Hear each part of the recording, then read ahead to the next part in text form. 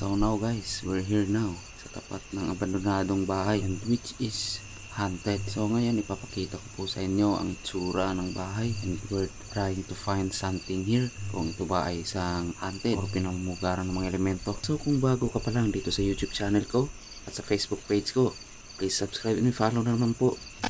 So nandito na tayo guys, no?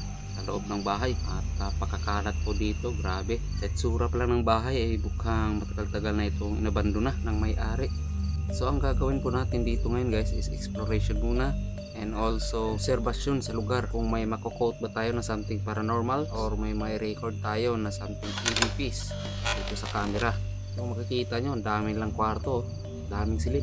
Kung ikaw lang mag-isa dito, ang creepy talaga. So dito na lang tayo sa kabilang kwarto. Uy! Lah! Grabe gumulaw guys. May tapit naman ng Kristo ang salvame. Huwag kanyang manakit ha. Pagalaw lang, pagalaw. Walang sakitan ha.